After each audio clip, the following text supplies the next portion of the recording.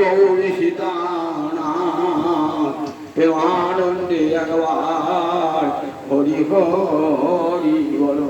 নিতাই গৌরী সীতানাথ প্রেমানন্দে একবার হরি হরি বলো।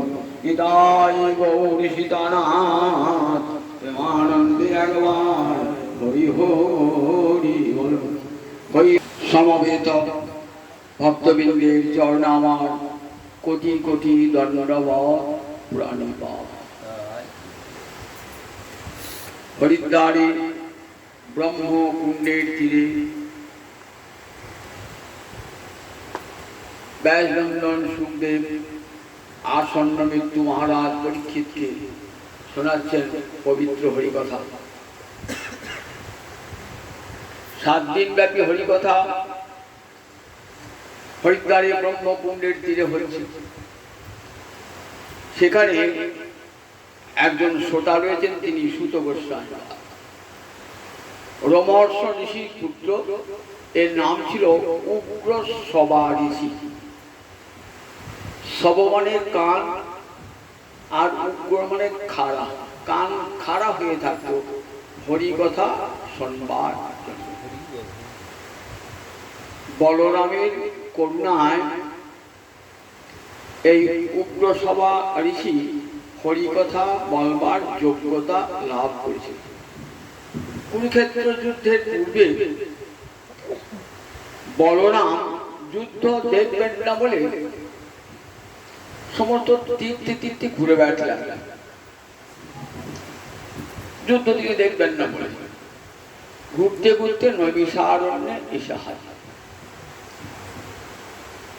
সেখানে পুরাণ পাঠ করছিলেন এই উগ্রসভা ঋষি পিতা।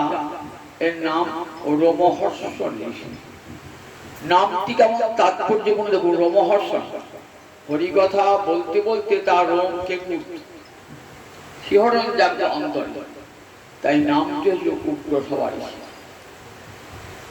বলরাম যখন এলেন, যারা শুনছিলেন সত্যিকার সব উঠে দাঁড়িয়ে বলরামকে অভ্যর্থনা জানালেন, কিন্তু রোমহর্ষণ উঠে দাঁড়ালেন না। বলরামের সঙ্গে সঙ্গে ক্রোধ হয়ে গেল। বললেন, তোমার এত বড় স্পর্ধা যে ভগবানকে পর্যন্ত তোমার উপেক্ষা, বলে একটা কুশ নিক্ষেপ করলেন। বলরামের নিক্ষিপ্ত কুশ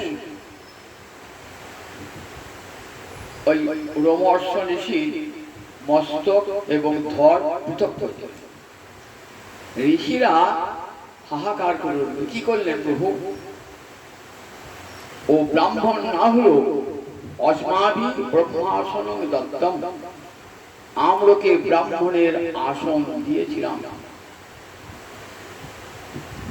আপনাকে হত্যা করলেন, তো তাহলে ব্রাহ্মণ বধে পাতক লাগলো আপনাকে, আপনাকে প্রায়শ্চিত্ত করতে হবে। যদিও বলরামের পাপ স্পর্শ করে না, তথাপি লোক শিক্ষার জন্য বললেন, বেশ বলো এই পাপের প্রায়শ্চিত্ত কি? বললেন, ভারতবর্ষে যত তীর্থ আছে সব তীর্থে তীর্থে তোমাকে স্নান করতে হবে। বললেন, তথা তোমরা যদি বলো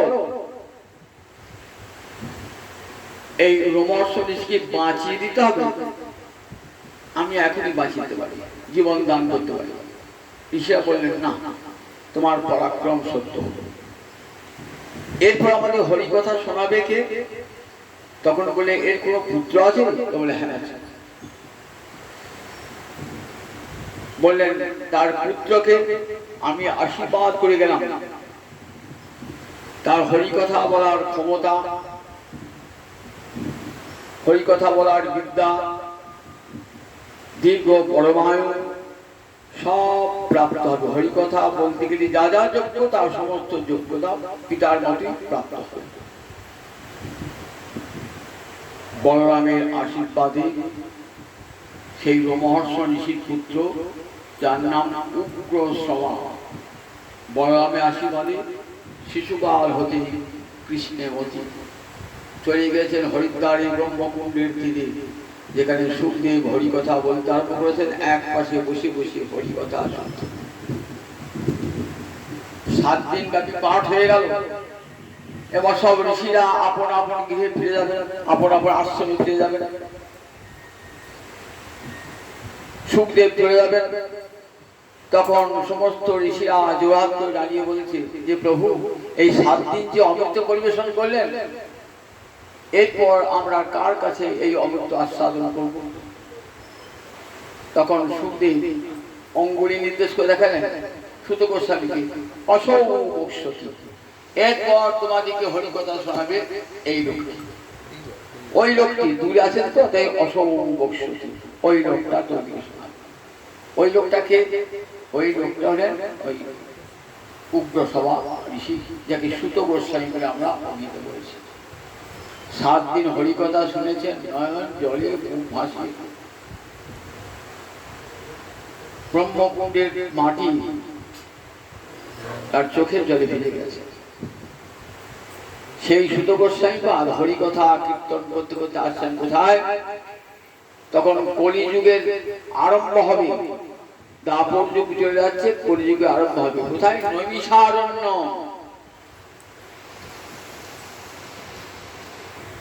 সেই নৈমিষারণ্য পরম ভারতবর্ষের পবিত্র তীর্থস্থল। সেই নৈমিষারণ্যে এসে হাজির হয়েছে। সেখানে ঋষিরা একটা যজ্ঞ করছেন, সহস্রং সমান 1000 বছর ধরে যজ্ঞটা। সেই যজ্ঞ সভায় এসে হাজির হয়েছেন এই উগ্রসভা বা সুত গোস্বামী।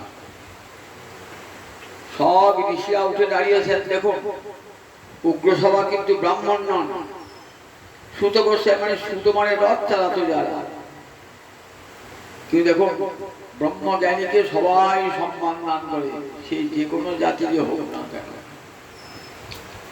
ঋষিরা জানতেন, তাই মর্যাদা দান করবার জন্য সবাই উঠে দাঁড়িয়ে পরম মর্যাদা দান করে বলছেন, হে সুত গোস্বামী পাদ, আপনি তো সুখের শিষ্য, বলুন জগৎজীবের পরম ধর্ম কি? কোন ধর্ম অবলম্বন করলে যে জীবনে পরম মঙ্গল লাভ করবে, যে মঙ্গলটা কোনদিন আর ধ্বংস হবে না, পরম শ্রেয় লাভ করবে, বলুন কোন পথ অবলম্বন করলে? ঋষিরা যজ্ঞ করছেন, যজ্ঞে বিশ্বাস যায়। কেন বিশ্বাস নাই? জানছেন যজ্ঞের ফলে ঊর্ধ্বলোকে উঠবো, স্বর্গে যাব, ব্রহ্মলোকে যাব। কতদিন থাকবো? যতদিন পুণ্যটা থাকবে ততদিন থাকবো। পুণ্য যেই ক্ষয় হয়ে যাবে আবার নেমে আসতে হবে। আমরা এমন সুখ চাই, এমন মঙ্গল চাই, যে মঙ্গলটা কোনোদিন আর হারাতে হবে না। তখন সৌনক ঋষি সমস্ত ঋষিদের মুখপাত্র, তিনি সমস্ত ঋষিদের হয়ে প্রশ্নটা করেছেন, জীবের পরম ধর্ম কি, পরম শ্রেয় লাভ কিসে হয়?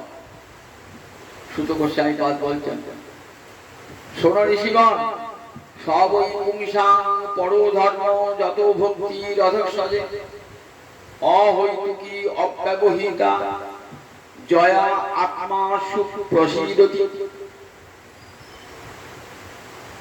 সবই পুংসাং পরো ধর্ম। পুংসাং মানে জীবানাং, সমস্ত জীব। বই মানে নিশ্চয়, অব্যয়, এইটাই জীবের পরম ধর্ম।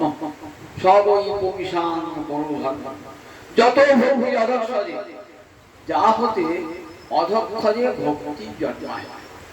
অধক্ষজ কাকে বলে? অক্ষজ জ্ঞানের ঊর্ধ্বে যিনি। অক্ষ মানে ইন্দ্রিয়, অক্ষজ জ্ঞান মানে ইন্দ্রিয় জাত যে জ্ঞান। আমাদের 5টা জ্ঞানেন্দ্রিয় আছে, 5টা কর্মেন্দ্রিয় আছে, একটা অন্তরেন্দ্রিয় আছে। চক্ষু, কর্ণ, নাসিকা, জিহ্বা, ত্বক, এই 5টিকে আমরা বলি জ্ঞানেন্দ্রিয়। বাক, পানি, পদ, বায়ু, উপস্থ, এই পাঁচটাকে বলে কর্মেন্দ্রিয়, আর মনকে বলে অন্তরেন্দ্রিয়। চক্ষু, কর্ণ, নাসিকা, জিহ্বা, ত্বক, এই পাঁচটাকে জ্ঞানেন্দ্রিয় বলে কেন? মানে এই ইন্দ্রিয়ের সাহায্যে কি হয়? রূপের জ্ঞান হয়, রসের জ্ঞান হয়, শব্দের জ্ঞান হয়, গন্ধের জ্ঞান হয়, স্পর্শের জ্ঞান হয়। রূপটা সুন্দর না অসুন্দর সেই জ্ঞানটা চোখ বললেন, তাহলে চোখের দ্বারা রূপের জ্ঞান হয়। কর্ণ, শব্দের জ্ঞান হয় কর্ণের দ্বারা, নাসিকা দিয়ে গন্ধের জ্ঞান হয়, জিহ্বা দিয়ে রসের জ্ঞান হয়, আর এই ত্বক দিয়ে স্পর্শের জ্ঞান হয়। সেই জন্য পাঁচটাকে কি বলে? জ্ঞান। বলছে কোন জ্ঞান, অক্ষজ জ্ঞান মানে এই ইন্দ্রিয় জাত যে জ্ঞান, সেই জ্ঞানের দ্বারা যাকে জানা যায় না। ভগবান শ্রীহরি অধক্ষজ তত্ত্ব, তাকে এই জগতের কোনো জ্ঞান দিয়ে জানা যায় না। সমস্ত জ্ঞানের ঊর্ধ্বে তিনি। উপনিষদে ঋষি বললেন, ন চক্ষুষা দৃশ্যতে, চোখের দ্বারা তাকে দেখা যায় না। মনসা ন মনুতে, মনের দ্বারা তাকে মনন করা যায় না। বাক্যের দ্বারা যাকে প্রকাশ করা যায় না।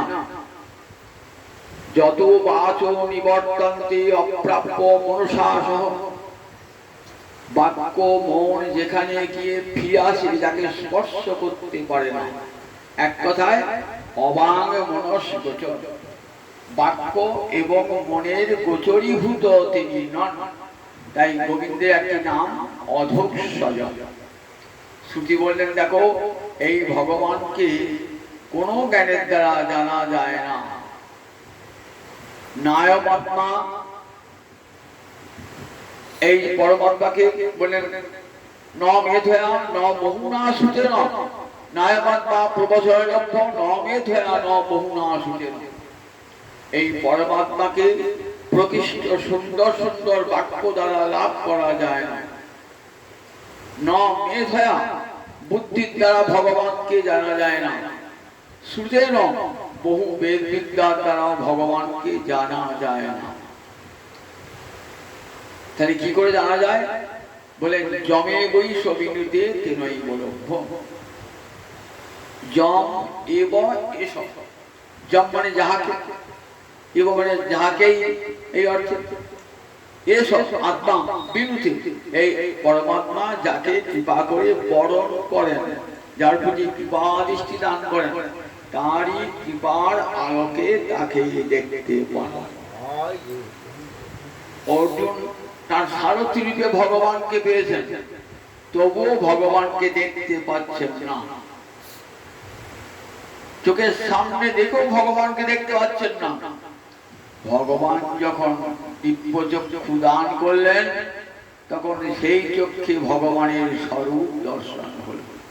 ভগবানের স্বরূপ, তাহলে ভগবত দর্শন মাত্র জীবন মুক্তি হয়ে যায়। দুর্যোধন, দুঃশাসন, এরা তো ভগবানকে দেখেছেন। ভগবানকে দেখলেও ভগবানের স্বরূপ উপলব্ধি করবার ক্ষমতা ছিল না। অর্জুনকে ভগবান দেখালেন তার বিশ্বরূপ, বলে আমি তোমাকে দিব্যং দদামি তে চক্ষু, আমি তোমাকে দিব্য চক্ষু দান করছি, সেই চক্ষু দিয়ে তুমি ভগবানকে দেখবে। এই দিব্য চক্ষু কে দান করেন? গুরুদেব দান করেন শিষ্যকে এই দিব্য চক্ষু। অজ্ঞানতিমিরান্ধস্য জ্ঞানাঞ্জন শলাকয়া চক্ষুরুন্মিলিতং যেন তস্मै শ্রী গুরবে নমঃ। অখণ্ড মণ্ডলাকারং ব্যাপ্তং যেন চরাচরং তৎপদং দর্শিতং যেন তস্मै শ্রী গুরবে নমঃ। সেই পরম পদ দেখিয়ে দেন কে? গুরুদেব। ভগবানই আসেন গুরুমূর্তি ধারণ করে, এসে জীবকে ভগবানের স্বরূপ দেখিয়ে দেন।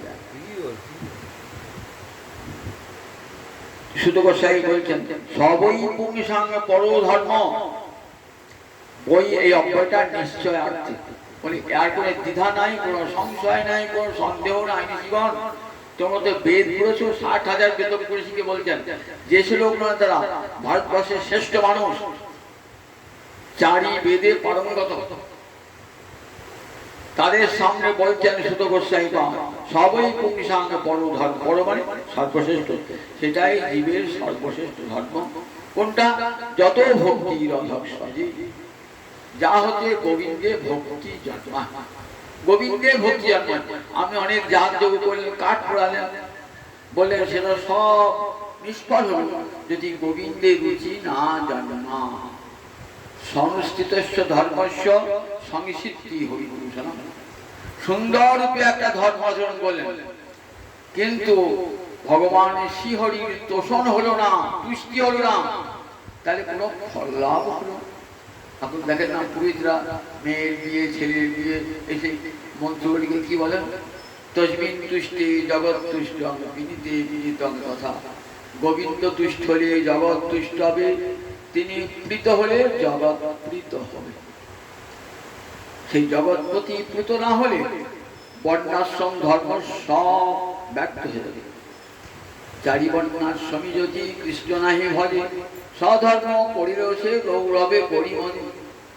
ব্রাহ্মণ যদি বলেন আমার হরিভজনের প্রয়োজন নাই, আমি তো ব্রাহ্মণ, আমি ব্রাহ্মণের ধর্ম আচরণ করব, বলে ব্রাহ্মণের ধর্ম আচরণের মূল কথাই হলো হরিতোষণ। ব্রাহ্মণের ধর্ম আচরণ করে যদি হরিতোষণ না হয়, গোবিন্দের তুষ্টি না হয়, তাহলে সেই ব্রাহ্মণ ধর্ম ধিক্কৃত। ক্ষত্রিয় যদি বলে আমি যুদ্ধবিদ্যা, আমার এই ধর্মের দ্বারা আমি সিদ্ধি লাভ করব, বললেন দেখো এই ধর্মের উদ্দেশ্য ভগবান শ্রীহরির তোষণ। তাই বর্ণাশ্রম, গৃহস্থী, বানপ্রস্থী, সন্ন্যাসী, ব্রহ্মচর্য, এই 4টে আশ্রম এবং 4টি বর্ণের যা যা ধর্ম, সেগুলি প্রত্যেকটাই কিন্তু কৃষ্ণ চর্য। সবই পুংসাঙ্গ বড় ধর্ম যত, যাতে ভগবান শ্রীহরিকে, আর এত বড় যজ্ঞ করলেন কিন্তু ভগবানের মতি জন্মালো না, বলেন সেটি ব্যর্থ হয়ে যাবে। বলেন এই ভক্তিটা, কারণ ভক্তি মানে ভগবানকে ভালোবাসা। জগতের সব ধর্মের মূল কথা ভগবানকে ভালোবাসা। ভগবানকে ভালো না বাসলে কোনো ধর্মই হয় না। আমি একটা যজ্ঞ করলাম, একটা অনুষ্ঠান করলাম বাড়িতে, কিন্তু ভগবানের প্রীতি নাই, তাহলে ফল হয় নাকি? কোনো কিছু, কোনো ফল লাভ হবে না। এই ভক্তি মানে হচ্ছে ভালোবাসা।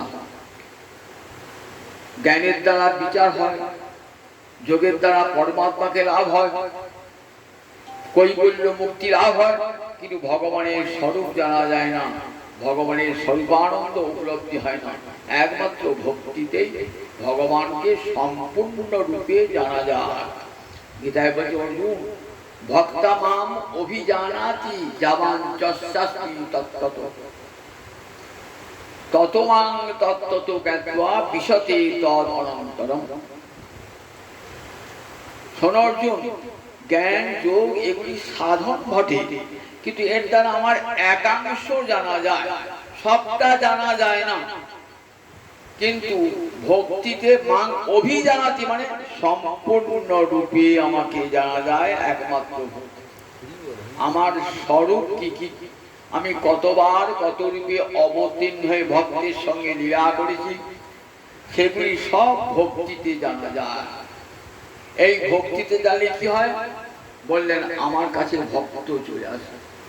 জবান যস্যামি তত্ত্বত ততমাঙ্গি তত্ত্বত জ্ঞাত্বা, তারপর আমার লোকে বিশতে বলে প্রবেশ করে, আমাকে জেনে আমার লোকে তবে তারা প্রবেশ করে।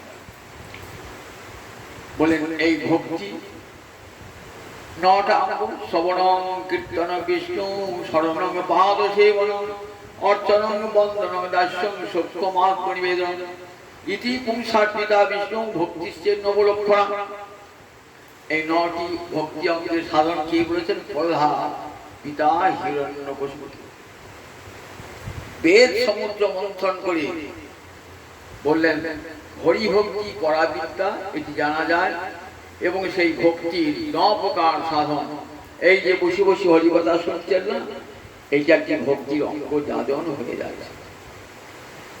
মহারাজ পরীক্ষিত আর কিছুই করেন না, 7 দিন বসে বসে হরিকথা শুনেছেন, তাতে হরিপাদ পদ্ম লাভ। দেখেছেন তো হরিকথা শ্রবণের কেমন মহিমা। কিছুই করতো না, জপ তপ কিছুই করতো না, কান পেতে বসে বসে হরিকথা শুনতেন। এই দেহটা ত্যাগ করে চলে গেলেন সিদ্ধ দেহে গোবিন্দ পাদ পদ্ম লাভ। তাহলে হরিকথা শ্রবণে কত মহিমা দেখুন। একটা যাগযজ্ঞ করে এত ফল হয়? হরিকথা শ্রবণে কীর্তন করে কি মহিমা। সুখদেব আর কিছু করেন নাই, হরিকথা কীর্তন করেছিলেন, গোবিন্দ পাদ পদ্ম লাভ করেছিলেন। এমনি করে আমরা দেখি একটা অঙ্গের ভক্তি জানে এক অঙ্গ সাধে, কেউ সাধে বহু অঙ্গ, নিষ্ঠা হইলে উপজয়ে প্রেমের তরঙ্গ। একটা অঙ্গ যাদন করলে হবে, শ্রবণ কীর্তন স্মরণ। আর তাতে কি হবে? যদি নিষ্ঠা হয় তাহলে কৃষ্ণ প্রেম লাভ হবে, যা মুক্তি চেয়েও বড়। এই প্রেমেতে কি পাওয়া যায়? ভগবানের সেবা পাওয়া যায়। মুক্ত ব্যক্তিরা ভগবানের সেবা পায় না, কিন্তু কৃষ্ণ প্রেমিকেরা ভগবানের সেবা পায় নিজ হাতে। কাজে জ্ঞানের চেয়ে ভক্তি অনেক ঊর্ধ্বে। ভক্তিতে প্রেম জন্মায়, জ্ঞানে প্রেম জন্মায় না। জ্ঞানীরা ভগবানকে শ্রেষ্ঠ রূপে ভাবনা করেন, আর ভক্ত শ্রেষ্ঠ, সবচেয়ে প্রিয়তম, আমার সবচেয়ে বড় আদরের ধন ভগবান। এই ব্রজলীলায় ভগবান দেখেছেন, দেখো আমাকে এমনি করে ভালোবাসলে আমি সেই ভক্তি বশীভূত হয়ে যাই। মাতা মরি পুত্র রূপে করে নমন্ধন, অতিহীন জ্ঞানে করে হে লালন পালন। সখা সত্য সখকে করে স্কন্ধে আরোহণ, তুমি কনে বড় লোকে তুমি আমি সম।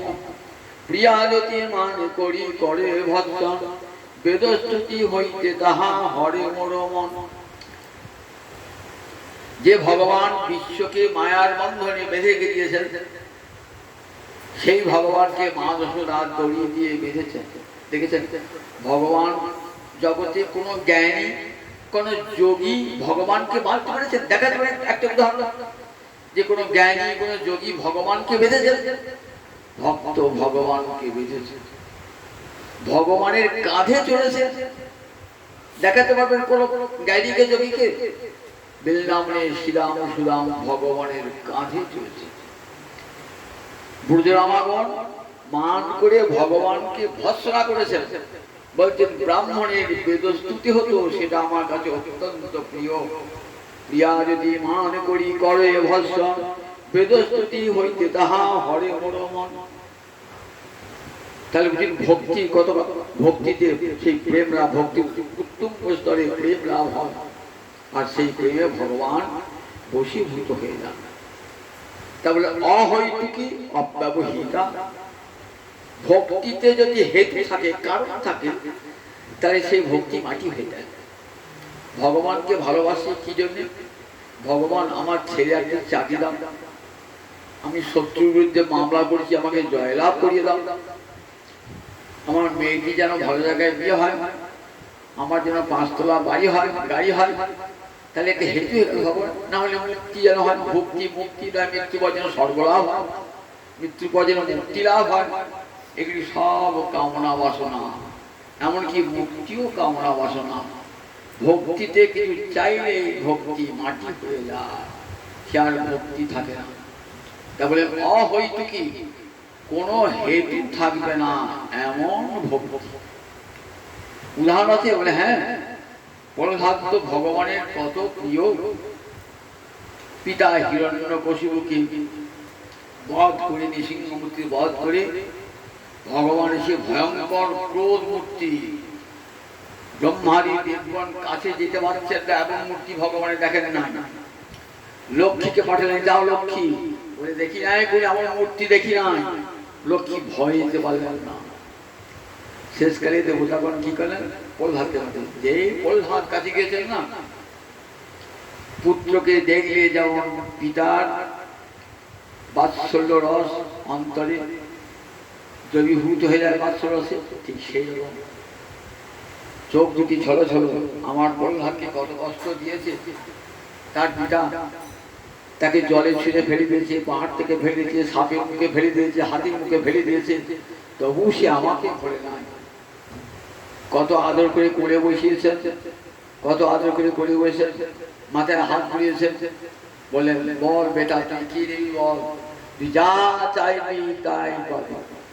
বললেন প্রভু তোমার কাছে কিছু চাইবার জন্য তোমাকে ভালোবাসি না, তোমাকে ভালোবাসার জন্য ভালোবাসি। আমি রাজ্য ধন সম্পদ বৈভব সম্মান বিত্ত যশ কিছুই চাই না প্রভু।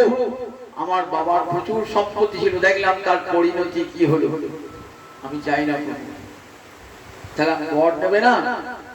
তা বলে বারবার বলছো বর নিতে, একটা বর আমাকে দাও। দেখুন প্রহ্লাদ কি বর চাইছে, যা প্রীতি অবিবেকিনাং বিষয়েষু অনপায়িনী তাম অনুসরত সামে হৃদয়াৎ না প্রসরত। অবিবেকী মানে বিষয়ী ব্যক্তি, যারা টাকা পয়সা ছাড়া কিছু চেয়েছে না, টাকা পয়সা ধন দৌলত এই জগতে মান সম্মান ছাড়া কিছু যায় না, তার এগুলো অবিবেকী ব্যক্তি। এই অবিবেকী ব্যক্তি বিষয়ে যেমন ভালোবাসা, সারা দিন যার টাকার কথা চিন্তা করছে, কিভাবে কথা উপায় করে কত টাকা ব্যাংকে কত টাকা ব্যাংকের কত সুদ হয়, রাত্রি ঘুমিয়ে ঘুমিয়ে স্বপ্ন দেখছে, ভুলতে পারছেন। বলে বিষয়ী ব্যক্তির বিষয়ে যেমন প্রীতি, আমার যেন তোমাকে সেই রকম প্রীতি হয়।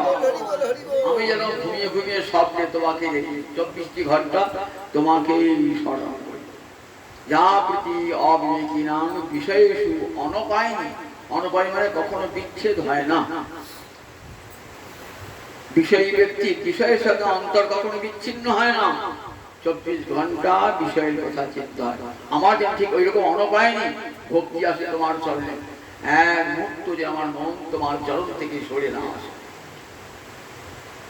একে বলে অহৈতুকী ভক্তি। চাইলেন না, কিছুই চাইলেন না। রামায়ণ দেখুন, হনুমান 14 বছর বনবাসের পর রামচন্দ্র অযোধ্যায় ফিরে এসেছেন, কল্পতরু হয়েছেন, যে যা চাইবে তাকে তাই দেবে। সবাই ভাবছেন হনুমান কি চায়, একবার হনুমানের দিকে সবার দৃষ্টি। রামচন্দ্র হনুমানকে কাছে বলছে, হনুমান তুমি কি দেবে বলো। দেখো আমার এক হাতে ভক্তি অর্থাৎ ভোগ্য বিষয় আছে, স্বর্গের সব সুখ আছে, আর এক হাতে মুক্তি আছে। তা দেখো ভোগ্য বিষয় তুমি তো নেবে না, ভোগ্য বিষয় তুমি যে দেবে না তার প্রমাণ আমি আগেই পেয়েছি। বিভীষণ আমাকে একটা রত্নের মালা দিয়েছিল, উপহার দিয়েছিল। আমি যখন বিভীষণকে লঙ্কার সিংহাসনে বসিয়েছিলাম না, তখন আমাকে একটা উপহার দিয়েছিল রত্নের মালা। সেই মালাটা কাকে দেবো? আমার প্রিয়তম ভক্ত হনুমানকে দিলাম। তুমি সুখে সুখে দেখলে রামের গন্ধ আছে, দাঁতে কেটে দেখলে রাম সীতার মুক্তি আছে কিনা দেখে নাই, সুযোগ দেখলে। তাহলে তুমি ভোগ্য বিষয় নেবে না, তাহলে আমার হাতে মুক্তি আছে, মুক্তি দেবো। ঠাকুর মুক্তি জিনিসটা কি আমি জানি না। মুক্তি মুক্তি হলে পারে আর তোমার জন্ম হবে না, মায়ের পেটে আসতে হবে না, আমার অঙ্গে নিয়ে খেয়ে দেবে। ও প্রভু, আমি তো ভববন্ধন নাশ করতে চাই না, ভববন্ধন নাশ হয়ে যায় মুক্তিতে। ভববন্ধ ছিদেশ ভগবান প্রভু অহম দাস ইতি যত্র বিলুপ্যতে। ভববন্ধন নাশকারী যে মুক্তি, সেই মুক্তি আমি চাই না। তুমি আমার প্রভু হবে আর আমি তোমার দাস হবো, জন্মে জন্মে তোমার সেবা করবো। প্রভু আমাকে এই বর দাও, আমি যেন জন্মে জন্মে তোমার সেবা করতে। ভগবান প্রভু অহম দাস, তুমি আমার প্রভু হবে আর আমি তোমাকে সেবা করবো। লোকে সবাই বললে আমি রামদাস। দেখেছেন, কিচ্ছু চাইলেন হনুমান, জগৎকে দেখেন কেমন ভালোবাসা, নিঃশর্ত ভালোবাসা, যে ভালোবাসায় কোনো চাওয়া চাই না। মহারাজ অম্বরীশ কত দুঃখ কষ্ট পেয়েছেন, দুর্বাসা ঋষি তাকে পুড়িয়ে মারতে চেয়েছেন। গোবিন্দ কি বাগড়া বলছেন, দেখো তুমি কি দেবে বলো। মহারাজ অম্বরীশ দেখো, তুমি তো এই জগতের রাজা ছিলে, তোমাকে স্বর্গের রাজা করে দেবো, ব্রহ্মলোকের রাজা করে দেবো, বললেন না না প্রভু, আমি স্বর্গের রাজা হতে চাই না, ব্রহ্মলোকের রাজা হতে চাই না, কোন দ্বীপের অধিপতি হতে চাই না। কামাঞ্চল আসছে, প্রভু আমাকে আশীর্বাদ দাও, আমি জন্মে জন্মে তোমার দাস হয়ে আসতে পারি, আর উত্তম শ্লোক জনাশ্রয় তোমার ভক্তকে যেন ভালোবাসতে পারি। কিছু চাইলেন না ভগবানের কাছে, দেখেছেন তো, চাইলেই ভক্তি মাটি হয়ে যায়। বললেন আমার উত্তম শ্লোক ও জনাশ্রয় তোমাকে যেমন ভালোবাসবো, তোমার ভক্তকে যেমন তেমনি করে ভালোবাসতে পারি। ধ্রুব কোথায় গেলেন? ধ্রুব মায়ের কথা শুনে গেলেন মধুবনে। বৃন্দাবনে মধুবন আছেন, ধ্রুবের তপস্যার স্থল আছে। ধ্রুবকে তপস্যা করছেন 5 বছরের ছেলে ধ্রুব, সুকঠোর তপস্যা। কি জন্য তপস্যা করছেন? আমার পিতামহ যে সিংহাসন লাভ করতে পারে নাই, আমি যেন সেই সিংহাসন ত্রিভুবনের উৎকৃষ্ট পদ লাভ করতে পারি। যখন ভগবত দর্শন হলো, যখন ভগবান এলেন, এতক্ষণ ভগবান আসতে পারছিলেন না, নারদকে পাঠালেন। নারদ কর্ণে দীক্ষা দান করলেন, অন্তরটি নির্মল হয়ে গেল। বিষয়ে কামনা ছিল বলে ভগবান আসতে পারছিলেন না, অন্তর থেকে বিষয়ে কামনা চলে গেছে। ভগবান শঙ্খচক্র গদাবদ্ধ মূর্তিতে এসেছে। 5 বছরের ধ্রুব, সে তো লেখাপড়া জানে, কিছুই জানে না, মনে করছে একবার গোবিন্দকে স্তব করব। গোবিন্দ হাতে শঙ্খ থাকে, ওটি না ব্রহ্ম, ওটি ঠিকিয়ে দিলেন গণ্ড দেশে। ছোট ছেলেকে যেন বাবা আদর করে, গালে টোকা দিয়ে ঠিক তেমনি করে সঙ্গে সঙ্গে ধ্রুবের মুখ থেকে বার হয়ে গেল অপূর্ব স্পষ্ট। লেখাপড়া জানা, দেখুন মুখঙ্করতি বাচালঙ্গ লেখাপড়া না জানলেই হবে। গোবিন্দের কৃপা হলে সরস্বতী আমি মুখে মুখে বাক্য ফুটিয়ে দেবে। বলছেন ধ্রুব কি নেবে বলো? বললেন প্রভু আর বড়ের কথা বলো না, কৃতার্থস্মি বরং না যা আছে, আমি পরম কৃতার্থ হয়েছি। আমি কোনোবারে চাই না তোমার চরণ সেবা ছাড়া, আমি কোনোবারে চাই না, চাইলো যেন দিও না হে, আমি কোনোবারে চাই না। কৃতার্থস্মি বরং না, আমি কৃতার্থ হয়েছি প্রভু, আমি বর চাই না। আমাকে এই আশীর্বাদ করো, যেখানে তোমার কথা হবে ভক্ত মুখে, আমি যেন সেই ভক্তদের সঙ্গ করে তোমার কথা শুনতে পাই। অত দূর যেতে হবে না, কলিযুগে আমার গৌরাঙ্গ হরি শিবাসঙ্গনে কল্পতরু হয়েছে। 21টি ঘন্টা 7 প্রহরিয়া ভাবে রয়েছেন, সবাইকে দান করছেন, যে যা চাইছে অভিষ্ট বস্তু দান করছে। হরিদাসকে কাছে আয় হরিদাস, কত কষ্ট পেয়েছে আমার জন্য, কত দুঃখ বেদনা, শুধু হরিনাম করার জন্য এত জরিমানা, তো এত দুঃখ। 22টি বাজারে নিয়ে গিয়ে চাবুকের আঘাত, একের পর আঘাত নিয়েছে। দেখ তোর যন্ত্রণা হয় নাই কেন? সেই আঘাত আমি পিঠে ধারণ করি। দেখছেন হরিদাস, যে চাবুকের আঘাত আমার যন্ত্রণা হয় নাই কেন? চাবুকের আঘাতটা আমার পিঠে পড়ে না। কার পিঠে পড়েছে? আমার মহাপ্রভুর পিঠে পড়েছে। ছেলেকে যখন কেউ মারতে আসে, বাবা কি করে? বাবা ছেলেকে সারা শরীরটা দিয়ে আটকায়, তখন যদি শত্রুতে মারে কোথায় লাগে? বাবার পিঠেই লাগে। হরিদাস ঠাকুরের অঙ্গে যখন চাবুক মারছে কাজী পাইকেরা, তখন সেই চাবুকের দাগ গৌরাঙ্গ হরি। হরিদাস কাঁদছে, প্রভু আমার জন্য এত কষ্ট বরণ করেছে প্রভু, বল হরিদাস কি চাস বল, যা চাইবে তাই তো দাও। যদি স্বর্গলোকে আদি করতে চাস তাই দেব, ব্রহ্মলোকে আদি করতে চাস, স্বর্গে আদি করতে চাস। বলে না না প্রভু, এই জন্য তোমাকে ভজি না প্রভু, এই বর আমাকে দাও। শচীর নন্দন বাপ কৃপা করো মোরে, কুকুর হইয়া মরে রাখো ভক্ত ঘরে। শচীর নন্দন বাপ কৃপা করো মোরে, কুকুর হইয়া মরে রাখো ভক্ত ঘরে। হে সচিনন্দন, তুমি আমার পিতা, আমাকে এই বর দাও, আমি যেন ভক্তের ঘরে কুকুর হয়ে জন্মাতে পারি। ভক্তের ঘরে কুকুর হলে কি হবে? আমি দুবেলা প্রসাদ পাবো, হরিনাম সংকীর্তন শুনতে পাবো, কত সাধুর পদধূলি গায়ে মাখতে পাবো, শ্রীবিগ্রহ দর্শন করতে পারবো কুকুর হলো। আমাকে আশীর্বাদ করো, আমি যেন ভক্তের গৃহে কুকুর হয়ে জন্মাতে পারি। শ্রীধর, খোলা বেচা শ্রীধর, চৈতন্য ভাগবতে পড়বেন, নবদ্বীপের বাজারে গিয়ে থোর, মোচা, কলা এসব মহাপ্রভুর সঙ্গে কত রঙ্গরসিকতা। নবদ্বীপ বাজারে গিয়ে মহাপ্রভু কি করতেন? সব জায়গায় ফিরে করে ওর কাছে, শ্রীধরের কাছে, দে আজ থোর দে, আজ মোচা দে, আজ কলা দে। কোনদিন দাম দিতেন, দিতেন, হাতে ধরে টানাটানি করতেন। বলছে, দেখ তুই যে গঙ্গার সেবা করলি না, আমি সেই গঙ্গার পিতা, আমারই চরণ যে গঙ্গা এসেছে। ও ঠাকুর কি করতেছি কি বলে কানে হাত কোনদিন অর্ধেক মূল্য দিয়েছিল, কোনদিন মূল্য দেন নাই। যেদিন মহাপ্রভুর মহাপ্রকাশ, মহাপ্রভু শ্রীধরকে ডাকো, শ্রীধরকে কেউ চেনে না। বাজারে বসে কিন্তু থোর, মোচা, কলা বেঁচে থাকে, পেয়েছেন। খোঁজ করতে করতে শিবাস পণ্ডিত আজ গিয়েছেন, দেখছেন গ্রামের প্রান্তে একটা ভাঙা ঘর, খড়ের চালাতে, ঘরও নাই, কিছুই নাই, বাড়িখানা আধখানা ভেঙে পড়বার অবস্থা।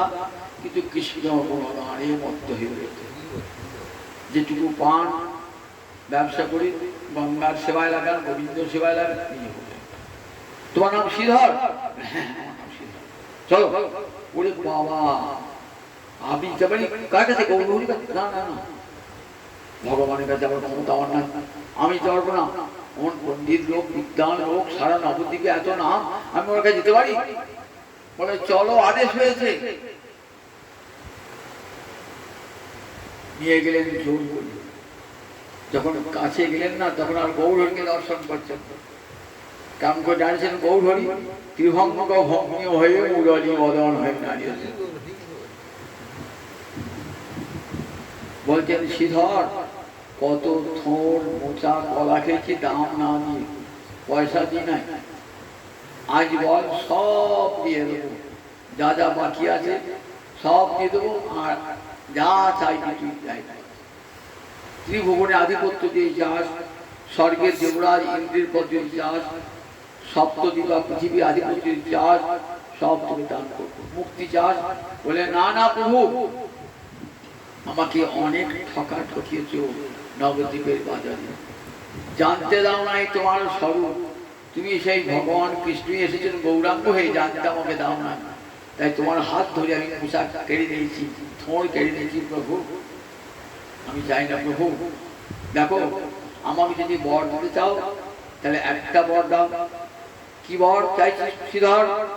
যে ব্রাহ্মণ কারিলেন মোর খোলা পা, সেই ব্রাহ্মণে জন্মে জন্মে হোক মোর না। যে ব্রাহ্মণ মোর শোনে করিল কুন্দর, মোর প্রভু হোক যেন তার চরণ যুগল। যে ব্রাহ্মণ আমার হাত ধরে থোড়, মোচা, কলা কেড়ে দিয়েছেন, তিনি আমার জন্মে জন্মে প্রভু হন। যিনি আমার সঙ্গে নবদ্বীপে বাজে ঝগড়া করতেন, তার চরণ যুগল যে আমি চিরকাল সেবা করি। দেখেছেন কেমন ভালোবাসা?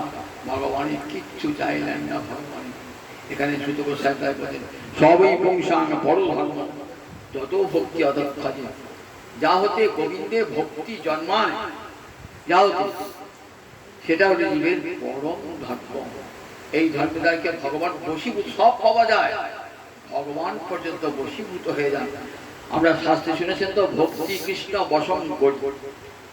ভক্তি কৃষ্ণকে বশীভূত করে। কোন ভক্তি? কামনা বাসনে যে ভক্তি, সে ভক্তিতে ভগবান বশীভূত হন না। ভক্ত যা চাইছে দিয়ে পালাবেন ভগবান। কখনো প্রেম ভক্তি দান করেন না, তাহলে তার বশীভূত হয়ে যেতে হবে ভগবানকে। এই ভক্তিতে ভগবান চিরকাল বসিবে।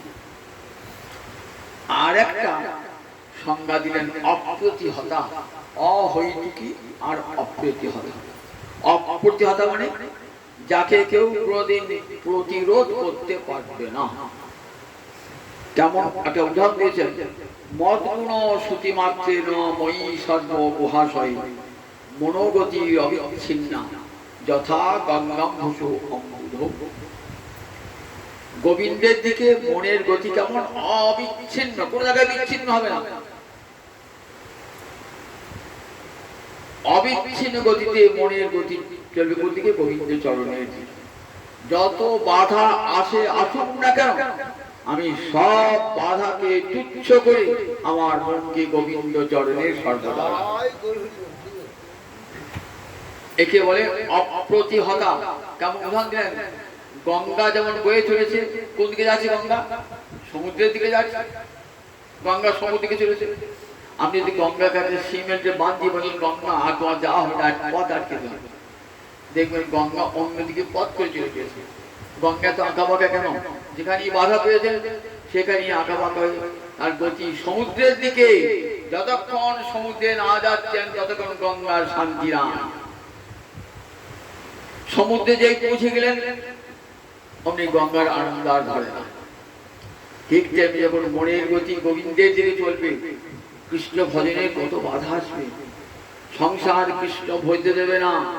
সংসার এমনই না, মহামায়ার এমন বাঁধরে বেঁধে রেখেছেন না, সংসার ছেড়ে যাবি কোথায়? তাহলে আমার দাস হয়ে থাকবি কেমন করে? দেখ, টাকা দেবো, পয়সা দেবো, ঘর দেবো, বাড়ি দেবো, স্ত্রী দেবো, পুত্র দেবো, থাক। এমনি করে জন্ম জন্ম মায়া ভোগাবে, কখনো তার নিজের অধিকার থেকে জীব চলে যাক, এটা সে চায় না। যখন দেখেন মনটি ধীরে ধীরে কৃষ্ণমুখী হচ্ছে, মায়া কিন্তু কেন করে এটা? শ্রীজীব গোস্বামী বলেছেন, মায়া তো ভগবানের সেবিকা। ভগবান গীতাতে মম মায়া, এই মমটা সম্বন্ধে ষষ্ঠী। আমারই মায়া, আমারই মায়া। মায়া কেন জীবকে এমন করে বেঁধে দিয়েছেন? সে কৃষ্ণ বিমুখ বলে। কৃষ্ণ বলি সেই জীব অনাদি বহির্মুখ, অতএব মায়া তারি দেয় ভীষণ দুঃখ। কৃষ্ণ হজবি না? সংসারে মানব জন্ম লাভ করেছি, এমন দুর্লভ মানব জন্ম ৮৪ লক্ষ জনের পর এই জন্ম পেয়েছি। ভগবান কৃপা করেছেন। এখনো বিষয়ের চিন্তা গেল না, তাহলে বিষয়ে ডুবে থাক, দেখ বিষয়ে কি শান্তি একবার দেখ। এই সংসারটা দুঃখালয়, দুঃখালয়। এখানে থাকলেই কত দুঃখ, ত্রিবিধতা ভোগ করতে হবে। আধ্যাত্মিক, আদি দৈবিক, আদি ভৌতিক, ত্রিবিধ জ্বালা ভোগ করতেই হবে। এমন কেউ পৃথিবীতে নাই যে এই তিনটে তাপ ভোগ করে না। দেবতারা পর্যন্ত ভোগ করে না। এই অনন্ত কোটি ব্রহ্মাণ্ড নিয়ে একটা ভুবন, এই ভুবনে যে কোনো দেবতা হতে আরম্ভ করে পশু পাখি কীট পতঙ্গ সবাই মায়ার বন্ধনে বাধা। এত দুঃখ পেয়েও কিছুতেই মনটা গোবিন্দমুখী হয় না। তাই ভগবান, তাই মায়া কি করেছেন? মায়া আরো বেশি করে দুঃখ দেয়। বহু স্বর্গে উঠায়, বহু নরকে উঠায়। এক জন্মে খুব বড় লোক করে দিল, খুব ধনী, ৫ তলা বাড়ি, গাড়ি, ধন সম্পত্তি সুখে ভরে গেল।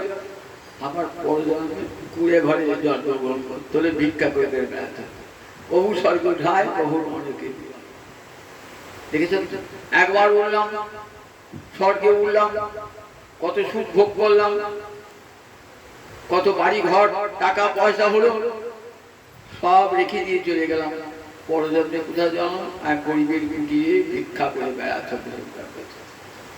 এমনি করে জীব লক্ষ লক্ষ জনি ঘুরে বেড়াচ্ছে, তথাপি জীবের মনটা কৃষ্ণের দিকে যায় না।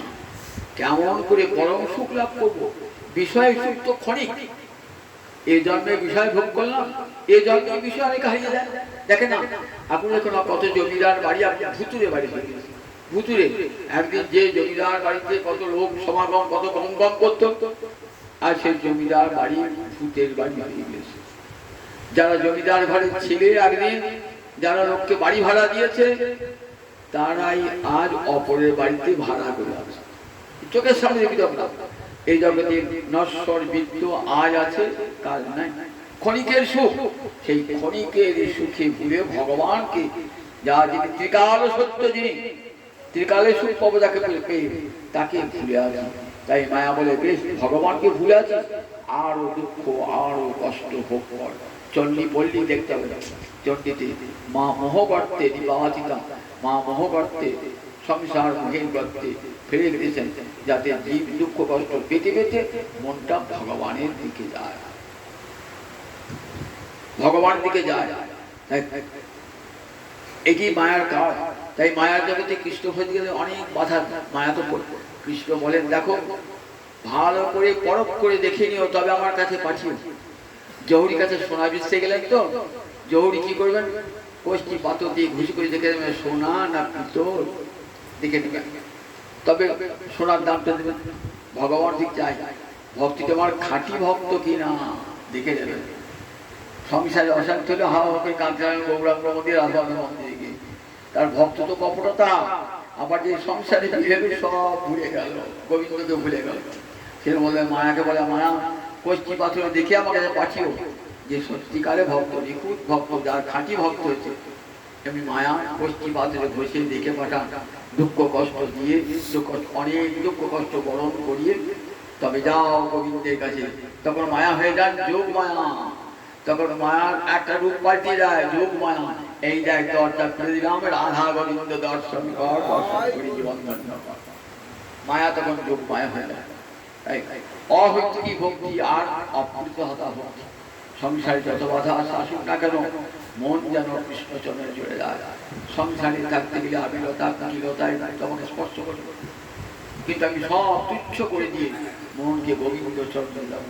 গুরুবাদ করতে মন, আর সেই মন থেকে গোবিন্দ চরণে যে আমার গতি হয়, আবার যেন পরজন্ম পাবো প্রভু, সে জন্ম আমার যেখানেই জন্ম হোক না কেন, কি যে মানুষ পশু পাখি কুলে জনমী, অথবা কি জপতঙ্গে কর্ম বিপাকে গতাগতি পুনঃ পুনঃ মতিরহু তুহা পর সঙ্গে।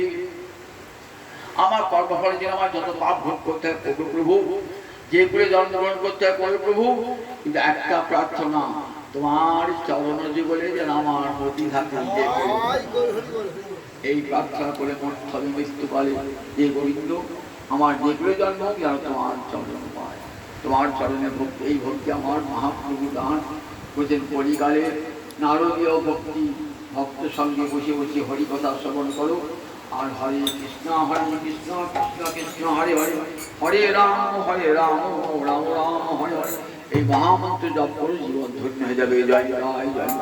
আর যার উদ্দেশ্যে এই হরিকথা তিনি ঊর্ধ্বকে গমন করে চির শান্তি লাভ করুন তার বিদেয়ী আত্মা, আর সকলকে আশীর্বাদ করুন যাতে সবার কৃষ্ণমতি হয়। জয় জয় জয় জয় জয় জয়।